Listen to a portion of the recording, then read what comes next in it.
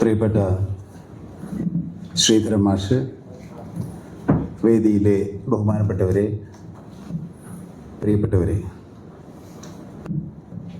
ശ്രീധരൻ മാസ്റ്ററുടെ ശാസ്ത്രവും രാഷ്ട്രീയവും എന്ന ഈ പുസ്തകം പ്രകാശനം ചെയ്യാൻ സാധിച്ചതിലുള്ള സന്തോഷവും അഭിമാനവും ആദ്യമായി രേഖപ്പെടുത്താണ്. 135 പേജുകളുള്ള, പേജിൻ്റെ എണ്ണം വെച്ച് നോക്കുമ്പോൾ ചെറിയ ഒരു പുസ്തകമാണ്. പക്ഷേ അത് വായിച്ച് പഠിച്ച് നോക്കിയാൽ ഒരു നല്ല റെഫറൻസ് ഗ്രന്ഥമാണ്. ഒരു ആലങ്കാരികമായി പ്രകാശന വേളയിൽ പറയുന്ന ഒരു വാക്കല്ല, വായിച്ചാൽ അറിയാം.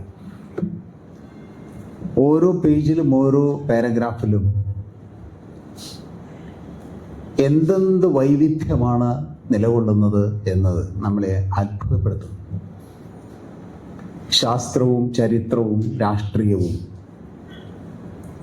വളരെ കൃത്യമായി ലയിച്ച് ചേർത്ത് ഒരു പ്രത്യേക രീതിയിൽ വിഷയം അവതരിപ്പിച്ചിരിക്കുകയാണ്. അതുകൊണ്ടാണ് ഞാൻ പറഞ്ഞത്, ഇത് എല്ലാവരും വായിക്കണം, പരമാവധി പേരെ കൊണ്ട് വായിപ്പിക്കണം. അത് എടുത്തു വെക്കേണ്ട പുസ്തകമാണ്, റഫറൻസ് ഗ്രന്ഥമാണ്. ഈ നല്ല പുസ്തകം സമൂഹത്തിന് ഇങ്ങനെ നൽകിയ നമ്മുടെ എല്ലാം പ്രിയപ്പെട്ട KS ശ്രീധരൻ മാഷ്, അതുപോലെ ഇത് സമൂഹത്തിലെത്തിക്കാൻ ശ്രമിക്കുന്ന മാതൃഭൂമി, ഇവ രണ്ടുപേരെയും ആദ്യമായി ഹൃദയം നിറഞ്ഞ് അഭിനന്ദിക്കുകയാണ്. ഈ പുസ്തകം 135 പേജുള്ള പുസ്തകത്തിൽ 29ാമത്തെ പേജിൽ ഒരു വാചകമുണ്ട്. ഈ മൊത്തം പുസ്തകത്തിൽ ആശയത്തിൻ്റെ സൂക്ഷ്മവശം എന്ന് വേണമെങ്കിൽ പറയാം, കേന്ദ്ര ആശയം എന്ന് വേണമെങ്കിൽ പറയാം, ഈ വാചകമാണ്. മാഷ് പറയുന്നത്, യുക്തിപരമായ അന്വേഷണമാണ് ശാസ്ത്രത്തിൻ്റെ പ്രഭവ കേന്ദ്രം. ഇതാണ് അതിൻ്റെ മർമ്മം. അപ്പോൾ യുക്തിപരമായ അന്വേഷണം എന്നുള്ള ആ ആശയത്തെയാണ് ഇവിടെ വികസിപ്പിച്ചിട്ടുള്ളത്. യുക്തി എന്നത് ഓരോ മനുഷ്യൻ ലഭിച്ചിട്ടുള്ള ഏറ്റവും പ്രധാനപ്പെട്ട ഒരു ഒരു ഒരു കഴിവാണ്. അത് എത്ര കണ്ട് ഉപയോഗിക്കാൻ പറ്റും, ഓരോ രാഷ്ട്രീയ പശ്ചാത്തലത്തിൽ എത്ര കണ്ട് ഉപയോഗിച്ചിട്ടുണ്ട്, ഇനി ഏത് സാഹചര്യത്തിൽ അത് കൂടുതൽ ഉപയോഗിക്കാൻ പറ്റും, അതൊക്കെയാണ് പുസ്തകത്തിൽ വിശദീകരിച്ചിട്ടുള്ളത്. യുക്തിപൂർവം ചിന്തിക്കുക എന്നുള്ളതാണ്. നമ്മുടെ പ്രപഞ്ചം ഇൻഫിനിറ്റ് ആണ് എന്ന് പറയും, നമ്മളെല്ലാം അറിയാം, അനന്തമാണ്. അനന്തമാണ് പ്രപഞ്ചം എന്നുള്ളത് കൊണ്ട് തന്നെ ഈ പ്രപഞ്ചത്തിനപ്പുറം എന്ന ഒന്ന് ഇല്ല. അപ്പുറം ഒന്നുണ്ട് എന്ന് പറഞ്ഞാൽ പിന്നെ പ്രപഞ്ചം ഇൻഫിനിറ്റ് ആണ് എന്ന് പറയാൻ കഴിയില്ല. അത് ഇൻഫിനിറ്റ് ആണ് എന്നുള്ളത് കൊണ്ട് ഇതേ ഉള്ളൂ, അതിനപ്പുറം ഒന്നും ഇല്ല. അപ്പം ഇതേ ഉള്ളൂ പ്രപഞ്ചം എന്ന് നമ്മൾ തിരിച്ചറിയുമ്പോൾ ആ പ്രപഞ്ചം നിലനിൽക്കുന്നതിനൊരു യുക്തിയുണ്ട്. അത് ഈക്വിലിബ്രിയം എന്ന് ഇംഗ്ലീഷിൽ പറയുന്ന സന്തുലനമാണ്. ആ സന്തുലനം നിലനിർത്തുവാൻ വേണ്ടി പ്രകൃതി ഉപയോഗിക്കുന്നത് വൈവിധ്യത്തെയാണ്. ജൈവ വൈവിധ്യമുണ്ട്, മറ്റെല്ലാ തരം വൈവിധ്യവും. വാസ്തവത്തിൽ പ്രകൃതിയുടെ നിലനിൽപ്പിന് ആധാരമായത് വൈവിധ്യമാണ്. അതാണ് അതിൻ്റെ യുക്തി. യുക്തിപരമായിട്ട് നമ്മൾ പ്രകൃതിയെ വിശകലനം ചെയ്ത് നോക്കിയാൽ പ്രകൃതിയുടെ നിലനിൽപ്പിന് ആധാരം വൈവിധ്യമാണ് എന്ന് നമുക്ക് മനസ്സിലാവും. അതിനപ്പുറത്തേക്ക് മനുഷ്യൻ ചിന്തിച്ചു പോയാൽ അതെന്താണ് എന്ന് കൂടുതൽ മനസ്സിലാക്കാൻ നമുക്ക് കഴിയില്ല. അതിൻ്റെ കാരണം മനുഷ്യൻ ഫൈനൈറ്റ് ആണ്, ഇൻഫിനിറ്റ് അല്ല. ഫൈനൈറ്റ് ഇൻഫിനിറ്റിനെ അന്വേഷിച്ചാൽ എത്തില്ല, മനസ്സിലാവില്ല എന്ന് ലളിതമായി പറയാം. ലളിത യുക്തി അതാണ്. എന്തെങ്കിലും മനുഷ്യൻ അന്വേഷിച്ച് ഇൻഫിനിറ്റ് എന്താ എന്ന് മനസ്സിലായാൽ അന്ന് ഫൈനൈറ്റ് ഇല്ല എന്നർത്ഥം. ഫൈനൈറ്റ് ഇൻഫിനിറ്റായി എന്ന് വേണമെങ്കിൽ പറയാം മറ്റൊരു ഭാഷയിൽ. അപ്പോഴേ ഇൻഫിനിറ്റ് എന്താ എന്ന് നമുക്ക് മനസ്സിലാവുള്ളൂ. പക്ഷേ ആ ഇൻഫിനിറ്റായ പ്രപഞ്ചത്തിൻ്റെ യുക്തി എന്താ എന്ന് ചോദിക്കുമ്പോൾ ഞാൻ നേരത്തെ പറഞ്ഞ ഈക്വിലിബ്രിയമാണ്. അത് കെമിസ്ട്രി, ഫിസിക്സ്, അതിലൊക്കെ പലതരത്തിലുള്ള നിയമങ്ങളായിട്ട് വന്നിട്ടുണ്ട്. അതൊക്കെ നമുക്കെല്ലാം അറിയാം. ലീ ഷാറ്റ്ലർസ് പ്രിൻസിപ്പിളൊക്കെ വന്നത് അതിൻ്റെ വളരെ ചെറിയ ചെറിയ ഭാഗങ്ങളായിട്ടാണ്. അപ്പം അതുകൊണ്ട് അങ്ങനെയുള്ള പ്രകൃതിക്കകത്ത് എന്തിനും യുക്തിയുണ്ട്. യുക്തിരഹിതമായി പ്രപഞ്ചത്തിലൊന്നുമില്ല. ഇതാണ് ഇതിൻ്റെ പ്രധാനപ്പെട്ട ആശയം. യുക്തിരഹിതമായി ഒന്നും പ്രപഞ്ചത്തിലില്ല. അത് എന്ത് പ്രപഞ്ചത്തിലുണ്ടോ അതിനൊരു യുക്തിയുണ്ട്. ബ്ലാക്ക് ഹോൾ ആണെങ്കിൽ അതിന് ഒരു യുക്തിയുണ്ട്. സൗരയൂഥങ്ങൾ ഇത്ര വളരെ അതിന് യുക്തിയുണ്ട്. അപ്പം അതുകൊണ്ട് പ്രപഞ്ചത്തിനകത്തുള്ള ഏത് പ്രക്രിയയ്ക്കും അതിൻ്റേതായ യുക്തിയുണ്ട് എന്ന് തിരിച്ചറിയുന്നതാണ് മനുഷ്യൻ്റെ ചിന്തയ്ക്ക് കൂടുതൽ കൂടുതൽ ജ്വലനമുണ്ടാക്കുന്നത്. ചിന്തയെ പ്രോജ്വലമാക്കുന്നത് യുക്തിപൂർവമുള്ള ചിന്തയാണ്. അപ്പം ആ യുക്തി എന്താ എന്നറിയുവാനുള്ള മനുഷ്യൻ്റെ അന്വേഷണം തുടങ്ങിയിട്ട് ഒരുപാട് സഹസ്രാബ്ദങ്ങളായി എന്ന് വളരെ ലളിതമായി ശ്രീധരൻ മാഷ് ഇതിൽ വിവരിക്കുകയാണ്. അപ്പം അങ്ങനെ ഒരു ആശയം ചരിത്രത്തിലൂടെ കടന്നു വരുമ്പോൾ ഇന്നത്തെ അവസ്ഥയിലെത്തി കഴിഞ്ഞാൽ 3 യുക്തികളെക്കുറിച്ചാണ് ഈ പുസ്തകം ശാസ്ത്രവും രാഷ്ട്രീയവും എന്ന ആ വിഷയത്തെ ആസ്പദമാക്കി പറയുമ്പോൾ നമുക്ക് സൂചിപ്പിക്കാനുള്ളത്. അതിലൊന്ന് ജനാധിപത്യ യുക്തി ആണ്, 2 വരേണ്യ യുക്തി ആണ്, 3 ഫാസിസ്റ്റ് യുക്തി ആണ്. ഏത് രാഷ്ട്രീയ യുക്തിയിലാണ് ശാസ്ത്രം പുരോഗമിക്കുക? വളരെ പ്രധാനപ്പെട്ട ഒരു നിഗമനമാണ്. ഇന്ത്യയെ സംബന്ധിച്ച് ഇന്ത്യ ഇന്ന് വരേണ്യ യുക്തിയിലേക്ക് പോയിക്കൊണ്ടിരിക്കുകയാണ്. അതിനുവേണ്ടി അവർ ഉപയോഗിക്കുന്നത് ന്യൂ എഡ്യൂക്കേഷൻ പോളിസിയാണ്, പുതിയ വിദ്യാഭ്യാസ നയം. മനുസ്മൃതിയുടെ കൃത്യമായ ഒരു കരിക്കുലം ആണ് NEP. NEP ഉപയോഗിച്ചുകൊണ്ട് പുതിയ തലമുറയെ വരേണ്യ യുക്തിയിലേക്ക് കൊണ്ടുപോയിക്കൊണ്ടിരിക്കുകയാണ്. ആ വരേണ്യ യുക്തിയിലേക്ക് തലമുറകളെ കൊണ്ടുപോകാൻ ശ്രമിക്കുമ്പോൾ അതിനനുസരിച്ച് പാഠഭാഗങ്ങളെ ചിട്ടപ്പെടുത്തണം. അതിലൊന്നാണ് നമ്മളെപ്പോഴും പറയാറുള്ള ഡാർവിൻ്റെ പരിണാമ സിദ്ധാന്തം പഠിക്കേണ്ട എന്ന് പറയുന്നു. പരിണമിച്ചു വരിക എന്ന ശാസ്ത്രയുക്തിയെ സൃഷ്ടിക്കപ്പെട്ടതാണ് എന്ന തെറ്റായ യുക്തി കൊണ്ട് മറികടക്കുവാനുള്ള ശ്രമം നടക്കുന്നത് സൃഷ്ടിവാദമാണ് ശരി എന്ന് ബോധ്യപ്പെടാനാണ്. സൃഷ്ടിവാദം ആണ് ശരി എന്ന് ബോധ്യപ്പെട്ട് കഴിഞ്ഞാൽ പിന്നെ പരിണാമ യുക്തിക്ക് സ്ഥാനമില്ലാതെ വരുന്നു. ആ പരിണാമത്തിൻ്റെ ഓരോ ഘട്ടങ്ങളെയും മനുഷ്യ മനസ്സ് ഉൾക്കൊണ്ടത് തീർച്ചയായിട്ടും മനസ്സിൽ നിന്ന് എടുത്ത് മാറ്റപ്പെടും. അങ്ങനെ നമ്മുടെ രാജ്യം അപകടകരമായ രീതിയിൽ പ്രതിലോമ സംസ്കാരത്തിലേക്ക്, വരേണ്യ യുക്തിയിലേക്ക് നീങ്ങിക്കൊണ്ടിരിക്കുകയാണ്. അങ്ങനെ വരേണ്യ യുക്തിയിലേക്ക് നീങ്ങുമ്പോൾ ചാതുർവർണ്ണ്യ യുക്തിയിലേക്ക് എത്തുമ്പോൾ ചാതുർവർണ്ണ്യം ഇന്ത്യയുടെ ശാസ്ത്ര വളർച്ചയ്ക്ക് എന്തെല്ലാം ദോഷങ്ങൾ ചെയ്തിട്ടുണ്ട് എന്ന് ശ്രീധരൻ മാഷ് വളരെ കൃത്യമായിട്ട് ഇതിൽ പറയുന്നുണ്ട്. ഇന്ത്യയുടെ ചരിത്രം പരിശോധിച്ചു കഴിഞ്ഞാൽ ശാസ്ത്രരംഗത്ത് ഒരുപാട് ഇന്ത്യൻ മനസ്സ് മുന്നേറിയിട്ടുണ്ട്, ഇന്ത്യൻ ബ്രെയിൻ മുന്നേറിയിട്ടുണ്ട് എന്ന് നമുക്കറിയാം. ചരിത്രം നമ്മളെ പഠിപ്പിക്കുന്നു. ഗണിതമായാലും മറ്റ് ഏത് മേഖലയായാലും ലോകത്തിന് ഒരുപാട് ആശയങ്ങൾ സംഭാവന ചെയ്തത് ഇന്ത്യയാണ്. അങ്ങനെ ഒരുപാട് ആശയങ്ങൾ, യുക്തിപരമായ ആശയങ്ങൾ സമൂഹത്തിന് സംഭാവന ചെയ്തിട്ടുണ്ടെങ്കിലും ആധുനിക ശാസ്ത്രത്തിനൊപ്പം എത്താൻ ഇന്ന് ഇന്ത്യൻ ശാസ്ത്രത്തിന് കഴിയുന്നില്ല. പരിണാമം എന്താണ് എന്ന് ചാൾസ് ഡാർവിൻ പറഞ്ഞതിന് ശേഷം ഇന്ന് ജിനോമിക്സ് എന്ന ഏറ്റവും അത്യന്താധുനിക ശാസ്ത്രശാഖയിൽ നമ്മൾ എത്തി നിൽക്കുക. ആർട്ടിഫിഷ്യൽ ഇൻ്റലിജൻസ് ആണോ മറ്റേതെങ്കിലും മേഖലകളാണോ വളരുന്നത് എന്ന് ചോദിച്ചാൽ എൻ്റെ വ്യക്തിപരമായ അഭിപ്രായത്തിൽ ജിനോമിക്സ് ആണ് ഇന്ന് വിപ്ലവകരമായിട്ട് മുന്നേറിക്കൊണ്ടിരിക്കുന്നത്.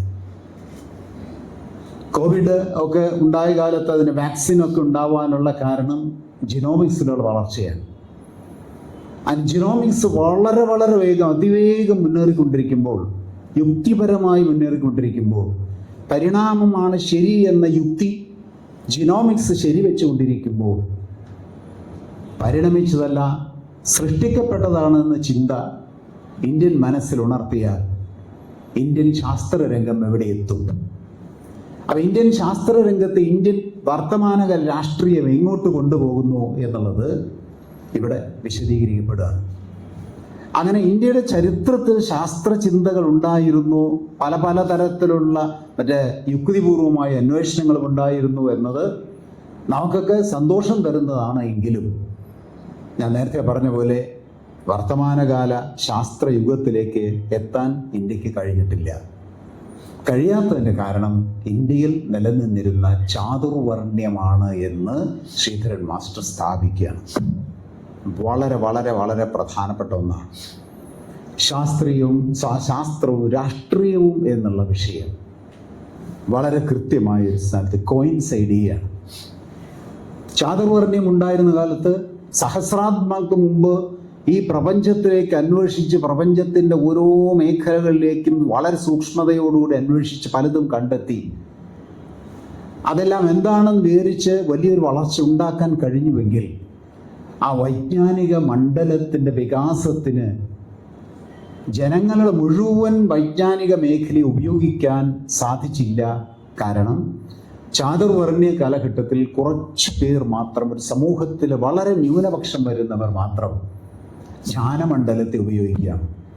അവരിൽ മാത്രം ജ്ഞാനസങ്കല്പങ്ങൾ ഒതുങ്ങി നിന്ന് അവർ മാത്രം ജ്ഞാനസംവാദത്തിൽ ഏർപ്പെട്ട് ബഹുഭൂരിപക്ഷത്തെ ജ്ഞാനമണ്ഡലത്തിലേക്ക് കടത്താതെ നിർത്തിയ ഒരവസ്ഥ. അതാണ് ചാതുർവർണ്ണ്യം ചെയ്ത അപകടം. അപ്പോൾ ഇന്ത്യയുടെ ചരിത്രത്തിൽ ശാസ്ത്ര ആശയങ്ങൾ ഉൽപ്പാദിപ്പിക്കപ്പെട്ടിട്ടുണ്ടെങ്കിലും വർത്തമാനകാലത്ത് അത് ആസ്വദിക്കാൻ പറ്റാത്തതിൻ്റെ പ്രധാനപ്പെട്ട കാരണം ചാതുർവർണ്ണ്യമാണ്. അവിടെ ആശയങ്ങൾ വളരെ ന്യൂനപക്ഷം വരുന്ന ഒരു മണ്ഡലത്തിൽ, ചിന്താമണ്ഡലത്തിൽ മാത്രം ഒതുങ്ങി നിന്ന് ശാസ്ത്രത്തിൻ്റെ യുക്തിപരമായ അന്വേഷണത്തിൻ്റെ അനന്ത സാധ്യതകളെ ഇല്ലാതാക്കി. ശാസ്ത്രത്തിൻ്റെ യുക്തിപരമായ അന്വേഷണത്തിൻ്റെ പ്രഭവകേന്ദ്രം എന്താണ് എന്നിവിടെ പറഞ്ഞു. അത് വളർന്ന് വികസിച്ച് ആ ചിന്ത പുഷ്കരമാകേണ്ട ഒരു പ്രദേശത്ത് അതിനെ ഒതുക്കിയത് അന്നത്തെ രാഷ്ട്രീയമാണ്. ആ ചിന്തയെ കുറച്ചു പേരിൽ മാത്രം നിർത്തിക്കൊണ്ട് അങ്ങനെ ആ ചാതുർവർണ്ണ്യ യുക്തി ഇന്ത്യൻ ശാസ്ത്രത്തെ തകർത്തു, നശിപ്പിച്ചു. മാഷിന്റെ ഭാഷയിൽ അതൊരു മഹാദുരന്തമാണ് എന്ന് പറയുക. മഹാദുരന്തം, ഇന്ത്യൻ ശാസ്ത്ര വളർച്ചയുടെ മഹാദുരന്തം ഈ ചാതുർവർണ്ണ്യമാണ് എന്ന് അത് വളരെ കൃത്യമായിട്ട് അതിൽ സ്ഥാപിക്കുകയാണ്. അപ്പം ന്യൂനപക്ഷം വരുന്ന കുറച്ച് പേർ യുക്തിപരമായ ചിന്ത ഏറ്റെടുക്കുകയും മറ്റാർക്കും യുക്തിപരമായി ചിന്തിക്കാൻ കഴിയാതെ അവർ ഈ സമൂഹത്തിൽ മറ്റൊരു മേഖലയിൽ ജീവിക്കുകയും ചെയ്തു. അത് ഇന്ത്യൻ ശാസ്ത്ര വളർച്ചയുടെ ഏറ്റവും അപകടകരമായ ഒരവസ്ഥയാണ്. അതിനുശേഷം പിന്നെയും വരുന്നത് കൊളോണിയൽ ഭരണരീതിയാണ്. ഫ്യൂഡൽ വിദ്യാഭ്യാസവും കൊളോണിയൽ വിദ്യാഭ്യാസവും ഇന്ത്യൻ ബ്രെയിനിനെ വളർത്തുവാൻ ശ്രമിച്ചിട്ടില്ല. ഇന്ത്യയുടെ ജ്ഞാന തൃഷ്ണയെ ഉണർത്തുവാൻ ശ്രമിച്ചിട്ടില്ല. ഇന്ത്യയുടെ ജ്ഞാന തൃഷ്ണയെ തളർത്തുവാനേ ശ്രമിച്ചിട്ടുള്ളൂ. പലതരത്തിലുള്ള പെഡഗോജിക്കൽ അപ്രോച്ചുകളൊന്നും ഇപ്പോൾ വിശദീകരിച്ച് പറയേണ്ടതില്ല. പലതരത്തിലുള്ള അപക്വമായിട്ടുള്ള പെഡഗോജിയെല്ലാം കൊളോണിയൽ ഫ്യൂഡൽ കാലത്ത് ഉപയോഗിച്ചുകൊണ്ട് ഇന്ത്യൻ ബഹുഭൂരിപക്ഷം എന്ന ബ്രെയിനിനെ തളച്ചിടുകയാണ് ചെയ്തത്. വിദ്യാഭ്യാസ രീതി ശാസ്ത്രം ഇതിൽ വളരെ പ്രധാനപ്പെട്ടതാണ്. അന്നൊന്ന് ആധുനിക വിദ്യാഭ്യാസം, ചിന്തയ്ക്ക് ചിറക് വെപ്പിക്കുന്ന ആധുനിക വിദ്യാഭ്യാസത്തിന് ഒരു പ്രസക്തിയുമില്ലാത്ത കാലഘട്ടത്തിൽ ഫ്യൂഡൽ കൊളോണിയൽ വിദ്യാഭ്യാസ രീതിശാസ്ത്രം കുറച്ച് പേരിൽ ചിന്തയെ ഒതുക്കി ബഹുഭൂരിപക്ഷത്തെ അതിൽ നിന്ന് പുറത്താക്കുകയാണ് ചെയ്തത്. അതുകൊണ്ട് പുതിയ തലമുറയും ആ ദൈക്ഷണിക സങ്കല്പത്തിലേക്ക് വളരാതെ, ചിന്തയെ ഉണർത്താതെ, ബ്രെയിനെ ഉണർത്താതെ, ബ്രെയിനെ ഒരു തരത്തിൽ ഒതുക്കി നിർത്തി ഒരു ജനതയെ ജ്ഞാനലോകത്തിലേക്ക് വരാതെ അവർ ശ്രദ്ധിച്ചു. ഇന്ത്യൻ ജ്ഞാനമണ്ഡലം എന്തുകൊണ്ട്, ചരിത്രം പരിശോധിച്ചാൽ ഇന്ത്യൻ ജ്ഞാനമണ്ഡലം ലോകത്തിൻ്റെ നെറുകയിലെത്തേണ്ടതാണ്. പക്ഷേ അതെത്താൻ സാധിച്ചിട്ടില്ല. അതിൻ്റെ കാരണം ഫ്യൂഡൽ കൊളോണിയൽ കാലഘട്ടത്തെ വിദ്യാഭ്യാസ രീതിയാണ്.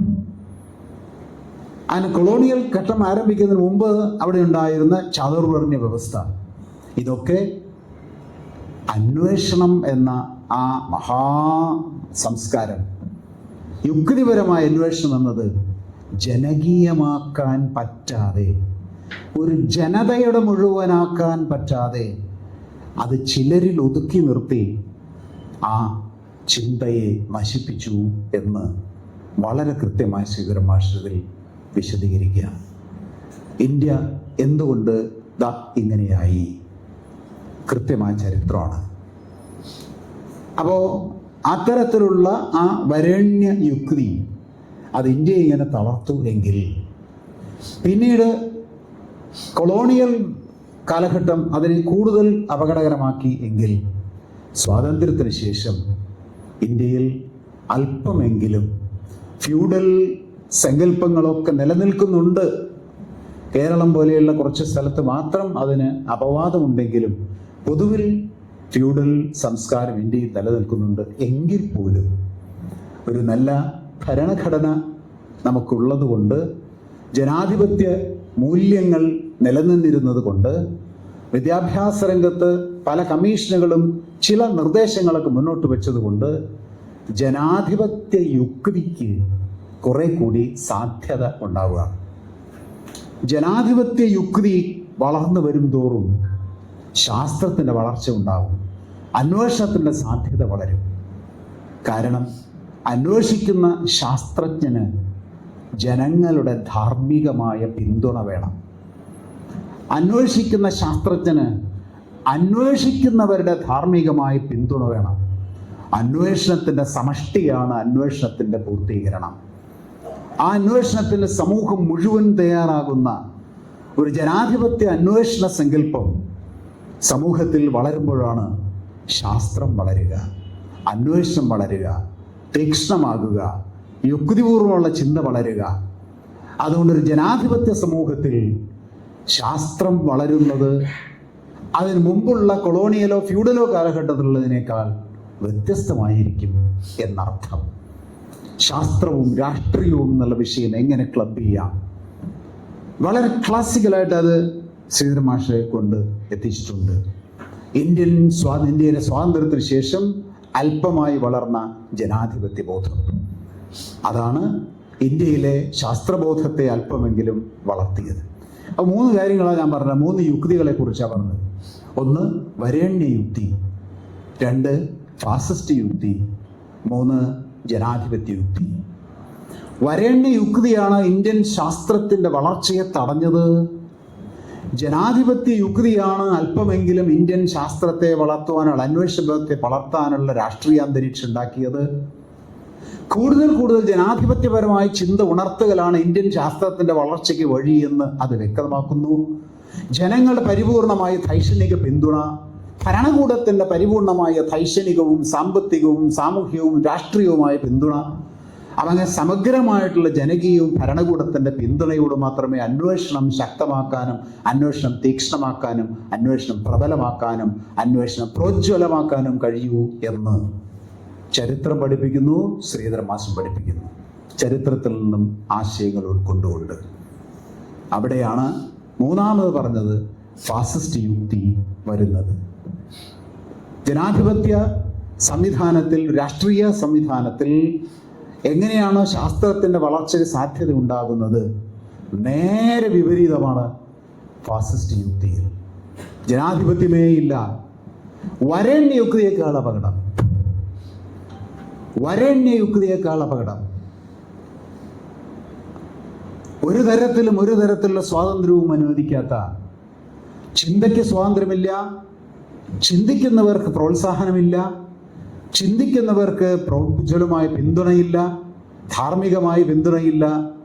അങ്ങനെ ചിന്തിക്കുന്നവർ ഒറ്റപ്പെടുന്നതും ചിന്തിക്കുന്നവന് ഭീഷണി ഉണ്ടാകുന്നതും അങ്ങനെ ചിന്ത തന്നെ ഫാസിസ്റ്റ് ചിന്തയായിട്ട് മാറ്റുന്നതുമായ ഫാസിസ്റ്റ് യുക്തി, അത് ശാസ്ത്രത്തിൻ്റെ വളർച്ചയ്ക്ക് പ്രതികൂലമാണ് എന്ന് ശ്രീധരൻ മാസ്റ്റർ സ്ഥാപിക്കുകയാണ്.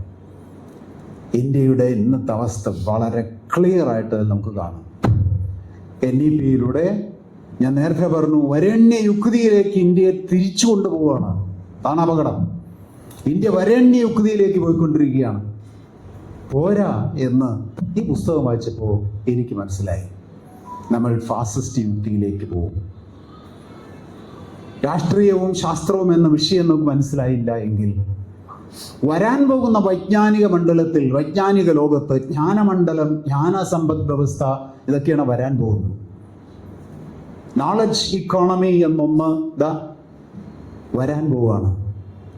നോളജ് ഇക്കോണമിയാണ് നാളത്തെ സമ്പദ് വ്യവസ്ഥ എന്നറിയപ്പെടുന്നു. ജോസഫ് സ്റ്റിഗ്ലിറ്റ്സ് ഒരു പുസ്തകം എഴുതിയിട്ടുണ്ട്, ദ റോഡ് ടു ഫ്രീഡം എന്ന് പറയുന്ന പുസ്തകം. ആ പുസ്തകത്തിൽ ന്യൂലിബറൽ പോളിസി പൂർണ്ണമായിട്ട് തകർന്നു കഴിഞ്ഞു എന്ന് പറയുന്നു. സാമ്രാജ്യത്വത്തിന് പിടിച്ചു നിൽക്കാൻ വേണ്ടി കെയ്ൻസിന്റെ സിദ്ധാന്തത്തെ അംഗീകരിച്ചതിന് ശേഷം ന്യൂലിബറൽ പോളിസി അംഗീകരിച്ചതൊക്കെ ചരിത്രമാണ്, നമുക്കറിയാം. ആ ന്യൂലിബറൽ പോളിസിയും തകർന്നു കിടക്കുമ്പോൾ ഇനി സാമ്രാജ്യത്വം ലോക സമ്പദ് വ്യവസ്ഥയെ ഒരുപക്ഷെ നോളജ് ഇക്കോണമിയിലേക്ക് കൂട്ടിക്കൊണ്ടുപോവുകയും നോളജ് പോലും ക്യാപിറ്റലായി ചൂഷണത്തിൻ്റെ ഏറ്റവും വലിയ ഉപകരണമായി അറിവ് മാറുന്ന, ജ്ഞാനം മാറുന്ന ഒരു കാലഘട്ടം വരാൻ പോവുകയാണ്.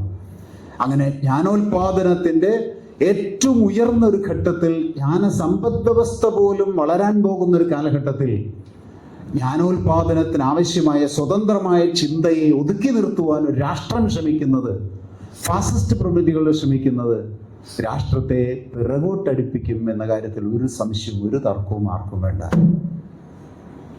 ആ ലോകം പോകുന്നത് ജ്ഞാന സമ്പദ് വ്യവസ്ഥയിലേക്കാണ്. നോളജ് എക്സ്പ്ലോഷൻ, അതൊക്കെ വർഷങ്ങളായിട്ട് നമ്മൾ കേൾക്കുന്നതാണ്. നോളജ് ക്യാപിറ്റൽ എന്ന രീതിയിൽ പോലും നമ്മൾ കാര്യങ്ങൾ മനസ്സിലാക്കി തുടങ്ങിയിരിക്കുന്നു. അങ്ങനെ ലോകം അറിവിൻ്റെ ഏറ്റവും ഉയർന്ന ഘട്ടത്തിലേക്ക്, അന്വേഷണത്തിൻ്റെ ഭാഗമായി, യുക്തിപൂർവമായ അന്വേഷണത്തിൻ്റെ ഭാഗമായി ഉണ്ടാകുന്ന വലിയ ആ ജ്ഞാനത്തിൻ്റെ തലത്തിലേക്ക്, ലോകത്ത് ഏറ്റവും കൂടുതൽ ജ്ഞാനമുണ്ടായിരുന്ന ഒരു പ്രദേശം എത്തുമോ ഇല്ലയോ എന്ന ചോദ്യത്തിന് ഒരു സാധ്യതയുമില്ല എന്ന് വേദനയോടെ പറയേണ്ടി വരും എന്നുള്ളതാണ് നമുക്ക് കിട്ടുന്ന ആശയം. അതിൻ്റെ കാരണം ഇന്ത്യയിൽ വരേണ്യ യുക്തി രാഷ്ട്രീയ യുക്തിയായിട്ട് വരികയാണ്. ജനാധിപത്യ യുക്തിയെ മറികടന്നുകൊണ്ട് വരേണ്യ യുക്തി പോരാ, അത് ഫാസിസ്റ്റ് യുക്തിയായിട്ട്, നവഫാസിസ്റ്റ് യുക്തിയായിട്ട് കടന്നു വരുമ്പോൾ സ്വതന്ത്ര ചിന്തയും ശാസ്ത്രചിന്തയും യുക്തിപൂർവമുള്ള അന്വേഷണവും ഒരിക്കലും ഉണ്ടാവില്ല. അതനുസരിച്ച് വിദ്യാഭ്യാസ നയങ്ങൾ മാറും. ഇപ്പം കേരളത്തിൻ്റെ വിദ്യാഭ്യാസം ഒന്ന് വ്യത്യസ്തമാണ്. അതുകൊണ്ടാണ് കേരളം ബദലാണ് എന്ന് പറയുന്നത്. കേരളത്തെക്കുറിച്ചും ശ്രീധരൻ മാഷി പുസ്തകത്തിൽ വളരെ വിശദമായി പറഞ്ഞിട്ടുണ്ട്. അതുകൊണ്ടാണ് ഞാനത് സൂചിപ്പിക്കുന്നത്. കേരളത്തിലെ വിദ്യാഭ്യാസം ന്യൂ എഡ്യൂക്കേഷൻ പോളിസിക്ക് ബദലായി ഒരു വിദ്യാഭ്യാസ രീതിശാസ്ത്രമാണ്. അവിടെ മനസ്സിനെ ചിന്തിപ്പിക്കാൻ പോരാ, മനസ്സിനെ ഈ നിലവിലുള്ള വ്യവസ്ഥയോട് വിമർശനമുള്ള മനസ്സാക്കി മാറ്റാൻ വലിയ ശ്രമം നടക്കുകയാണ്. നിലവിലുള്ള വ്യവസ്ഥയോട് വിമർശനമുള്ള മനസ്സിന് മാത്രമേ വ്യവസ്ഥയെ മാറ്റാനുള്ള ശ്രമം നടത്താൻ പറ്റുള്ളൂ. ക്രിട്ടിക്കൽ പെഡഗോജി എന്നൊക്കെ പറയുന്നത് നമുക്കറിയാം. വിമർശനാത്മക ബോധനശാസ്ത്രം, ഈ ബോധനശാസ്ത്രം ഒരു ഫാസിസ്റ്റ് യുക്തിയിൽ ഉണ്ടാവില്ല, വരേണ്യ യുക്തിയിലും ഉണ്ടാവില്ല. അതൊരു ജനാധിപത്യ യുക്തിയിലേ ഉണ്ടാവുള്ളൂ. എന്തിനു പഠിക്കുന്നു? പരീക്ഷയ്ക്ക് മാർക്ക് മേടിക്കാനെന്ന ലളിതമായ ഉത്തരം കിട്ടുന്ന ഒരു വിദ്യാഭ്യാസ രീതിയിൽ മനസ്സിനെ ചിന്തിപ്പിക്കുക, ബ്രെയിനിനെ വളർത്തുക എന്ന ആ രീതിശാസ്ത്രമേ ഇല്ല. കേരളം ഞാൻ നേരത്തെ പറഞ്ഞ പോലെ ചിന്തിപ്പിക്കുക പോരാ, നിലവിലുള്ള സിസ്റ്റത്തോട്, നിലവിലുള്ള വ്യവസ്ഥയോട് വിമർശനമുള്ള മനസ്സിനെ സൃഷ്ടിക്കുക. നിലവിലുള്ള വ്യവസ്ഥയിലെ അപകടങ്ങളോട് വിമർശനമുണ്ടെങ്കിലേ സിസ്റ്റത്തെ മാറ്റാൻ ആ വ്യക്തി മുന്നോട്ട് വരുള്ളൂ. ഉദാഹരണം, അന്ധവിശ്വാസം. ഈ സമൂഹത്തിലുള്ള അന്ധവിശ്വാസത്തിനോട് വിമർശനമുള്ള മനസ്സ് മാത്രമേ അന്ധവിശ്വാസത്തെ മാറ്റുന്ന പ്രക്രിയയിൽ പങ്കാളിയാവൂ. അവ നിലനിൽക്കുന്ന വ്യവസ്ഥയോട് വിമർശനമുണ്ടാക്കണം, അന്ധവിശ്വാസത്തോട് വിമർശനമുണ്ടാകണം. ശ്രീധർ മാഷ് ദേശീയവും അന്തർദേശീയവുമായ എല്ലാ അന്ധവിശ്വാസങ്ങളും ശാസ്ത്രബോധത്തിൻ്റെ പിൻബലത്താൽ അതിനോട് കലഹിക്കുകയാണ്. ഇതാണ് ചെയ്യുന്നത്. അതിനോട് വിമർശനം മനസ്സിലുണ്ടാക്കുകയാണ് ചെയ്യുന്നത്. സമൂഹ മനസ്സിൽ അതിനോട് വിമർശനം ഉണ്ടാക്കുക. അതിനാണ് ക്രിട്ടിക്കൽ പെഡഗോജി എന്ന് പറയുന്നത്. സമൂഹ മനസ്സിൽ വിമർശനം ഉണ്ടാക്കുക, കുട്ടിയുടെ മനസ്സിൽ വിമർശനം ഉണ്ടാക്കുക, വിമർശന ബോധമുണ്ടാക്കുക, ക്രിട്ടിക്കലായിട്ട് വിഷയത്തെ പഠിപ്പിക്കുക, ആ വിഷയത്തിൻ്റെ പ്രശ്നങ്ങൾ, അതിൻ്റെ യുക്തി എന്താണ് എന്ന് ബോധ്യപ്പെടുത്തുക. ആ യുക്തി മനസ്സിൽ വെച്ചുകൊണ്ട് അതിലെ അപകടങ്ങളെ, തെറ്റുകളെ മാറ്റി പുതിയ ഒരു വ്യവസ്ഥ സൃഷ്ടിക്കുക. ചൂഷണം നിലനിൽക്കുന്നൊരു വ്യവസ്ഥ, ചൂഷണമായിക്കോട്ടെ എന്ന മനസ്സുൽപാദിപ്പിക്കാൻ കൊളോണിയൽ ഫ്യൂഡൽ ചിന്തകൾ ശ്രമിക്കുമ്പോൾ ഈ വ്യവസ്ഥ ഇങ്ങനെ തന്നെ നിലനിന്നോട്ടെ എന്ന് ഒരു വിമർശനവും വേണ്ട എന്ന ഒരു ഒരു ഒരു ഒരു ഒരു ഒരു ചിന്ത സമൂഹത്തിൽ വിദ്യാഭ്യാസത്തെ വളർത്തിയെടുക്കുമ്പോൾ സിസ്റ്റം മാറില്ല. വിദ്യാഭ്യാസത്തിൻ്റെ പ്രത്യേകതയാണ്. നിങ്ങൾക്ക് ചൂഷണത്തോട് എതിർപ്പുണ്ടോ? ഇല്ല. ചൂഷണം എന്താണെന്ന് മനസ്സിലായോ? ഇല്ല. ചൂഷണം കൊണ്ടാണ് ഈ അസമത്വം ഉണ്ടാവണമെന്ന് മനസ്സിലായോ? ഇല്ല. ചൂഷണമാണ് ദാരിദ്ര്യത്തിന് കാരണം മനസ്സിലായോ? ഇല്ല. ഇവരിതിനെ ചൂഷണത്തെ എതിർക്കണം. അതാണ് വിഷയം. വിദ്യാഭ്യാസത്തിൻ്റെ ഒരു സയൻസാണ് ഇതിൽ ഏറ്റവും പ്രധാനപ്പെട്ടത്. അതിനെ വിമർശിക്കാനുള്ള മനസ്സുൽപാദിപ്പിക്കലാണ് സിസ്റ്റത്തെ മാറ്റാനുള്ള വഴി. ആ വിമർശനാത്മക ബോധനശാസ്ത്രം എന്ന് നമ്മൾ ഉപയോഗിക്കുന്നത് ഒരിക്കലും വരേണ്യ യുക്തിയിലും ഫാസിസ്റ്റ് യുക്തിയിലും ഉണ്ടാവില്ല. എഴുതി വയ്ക്കാം, ഒരു തർക്കവും വേണ്ട. ഫാസിസ്റ്റ് യുക്തിയുടെ വിദ്യാഭ്യാസത്തിന് ക്രിട്ടിക്കൽ പെഡഗോജി ഇല്ല, വിമർശനാത്മകമായ ബോധനശാസ്ത്രമില്ല. എല്ലാം കേട്ട് അത് ഉൾക്കൊണ്ട് അതിനോടൊപ്പം ചേർന്ന് നിൽക്കുക. അപ്പം അതുകൊണ്ട് വളരെ ശാസ്ത്രീയമായ ഒരു ഒരു ഒരു ഒരു ബോധനശാസ്ത്രം വികസിപ്പിച്ചെടുക്കാൻ ജനാധിപത്യ യുക്തിക്ക് കഴിഞ്ഞു.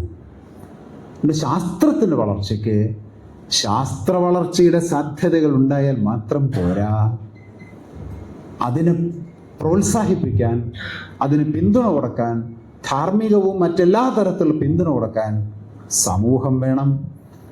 ആ സമൂഹം ജനാധിപത്യ സമൂഹമാണ്. ഒന്നുകൂടി കേൾക്കണം, മതനിരപേക്ഷ സമൂഹവുമാകണം.